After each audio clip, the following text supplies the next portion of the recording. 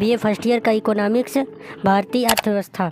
हमने पिछले वीडियो में देखा था आपके खनिज संसाधन और जल संसाधन और वन संपदा। आज इस वीडियो में देखेंगे पशु संपदा, है ना, पशु संसाधन। भारत की पशुधन संपदा पर एक लेख लिखिए। हमारा प्रश्न क्या है? भारत की पशुधन संपदा पर एक लेख लिखना है ना। भारत की पशु संसाधन कृषि की सहायक क्रिया है तथा दूध उत्पादन, कर्षण एवं मालवाहक का कारण भी कृषियों का मित्र माना जाता है। जो भारत के पशु संसाधन है वो कृषि के दोस्त या मित्र भी माने जाते हैं। अतः भारत में पशु संपदा ही नहीं बल्कि एक संसाधन भी है। जो भारत के पशु संपदा है वो एक संपदा के रूप में नहीं बल्कि एक संसाधन के रूप में भी काम करते हैं। माल ढोने के लिए, है ना, जो वस्तु होते हैं उनको ढोने के लिए, एक दूध उत्पादन के लिए, है ना। तो जो भारत के पशु संसाधन वो एक संपदा है, वो एक संसाधन के रूप में काम करते हैं। भारत के पशुओं की कुछ महत्वपूर्ण नस्लों का जन्मदाता भी माना जाता है। जो भारत हमारा है वो महत्वपूर्ण पशु हैं, उनके जन्मदाता भी माना जाता है। जैसे आपके काकरेज हो गया, राठी और साहिवाल, गिरी आदि, इन सभी नस्लों के जन्मदाता माना जाता है ना। भारत जो है इन सभी पशुओं के जन्मदाता माना जाता है। भारतीय पशु अपनी गठन ताकत और उष्णकटिबंधीय बीमारियों के प्रतिरोधक क्षमता के लिए विख्यात है। जो भारतीय पशु हैं वो उष्णकटिबंधीय बीमारियों के प्रतिरोधक क्षमता के लिए भी विख्यात होते हैं। परंतु दूध उत्पादन के मामले में ये घटिया किस्म के हैं, जिन्हें सुधारने के लिए भ्रूण प्रत्यारोपण तकनीक का उपयोग हो रहा है। जो हमारे भारत में जो घटिया किस्म के जो दूध उत्पादक पशु हैं उन्हें सुधारने के लिए भ्रूण प्रत्यारोपण तकनीक का उपयोग हो रहा है। 20वीं जनगणना, जो 20वीं पशु जनगणना है उसके अनुसार हम देखेंगे पशुधन की जनगणना 2018 के अनुसार कुल पशुधन आबादी 535.78 मिलियन है ना, जिसमें पशुधन जनगणना 2012 की तुलना में 4.6% की वृद्धि हुई है ना। जो 2018 में 535.78 मिलियन है, जिसमें पशुधन की गणना 2012 की तुलना में 4.6% की वृद्धि हुई है ना। फिर दूसरा है पश्चिम बंगाल में पशुओं की संख्या सबसे अधिक 23% की वृद्धि हुई है। जो पश्चिम बंगाल में पशुओं की जो जनसंख्या वो 23% में वृद्धि हुई है। उसके बाद तेलंगाना में 22% का स्थान रहा है ना।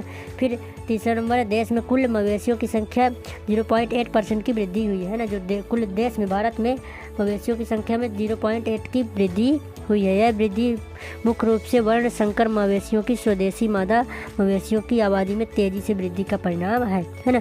तो यह वृद्धि है मुख्य रूप से वर्ण संकर मवेशी, है ना। जो वर्ण संकर मवेशी एवं स्वदेशी मादा मवेशियों के आबादी में तेज़ी से वृद्धि रहा है। फिर उत्तर प्रदेश में मवेशियों की आबादी सबसे ज़्यादा कमी देखी गई है।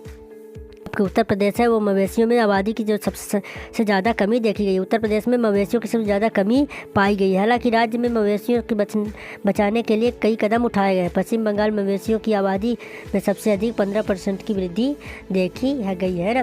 फिर छठवां कुल विदेशी क्रॉस बॉडी मवेशियों की आबादी में 27% की वृद्धि हुई है। 2018-19 में भारत में कुल दूध उत्पादन में क्रॉस ब्रीड मवेशियों का योगदान लगभग 28% था, है ना।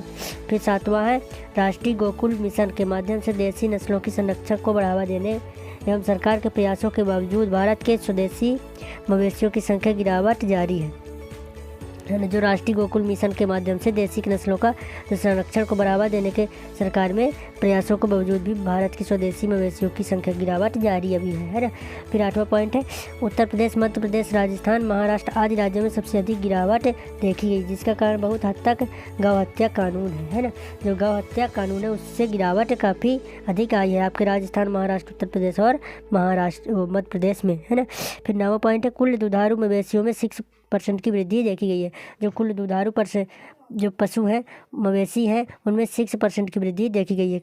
आंकड़े बताते हैं कि देश के कुल मवेशियों में लगभग 75% मादा यानी गाय और दूध उत्पादन पशुओं के लिए डेयरी किसानों की वरीयताओं का स्पष्ट संकेत है ना। गायों की संख्या में वृद्धि के कारण सरकार द्वारा किसानों को उच्च उपज वाले बैल एवं वीर्य के साथ कृत्रिम गर्भाधान की सुविधा प्रदान करना है। फिर 10वां पॉइंट है बेकर पोल्ट्री, है ना। बैकयार्ड पोल्ट्री लगभग 46% की वृद्धि हुई है ना। बैकयार्ड मुर्गी पालन की वृद्धि ग्रामीण परिदृश्य में एक महत्वपूर्ण बदलाव है जो गरीबी उन्मूलन के संकेतक को दर्शाता है। कुल गोजाती जनसंख्या में लगभग 1% की वृद्धि देखी गई है। भेड़, बकरी और मिथुन की आबादी दोहरे आंकड़ों की बढ़ी हुई, जबकि घोड़ों, सुअर और ऊँट, गधे, खच्चर की गिनती में गिरावट आई है। तो दोस्तों हमारे ये वीडियो कैसे लगा? अगर आपको अच्छा लगे तो अपने दोस्तों में शेयर करें और नेक्स्ट वीडियो देखने के लिए हमारे यूट्यूब चैनल को सब्सक्राइब कर लें।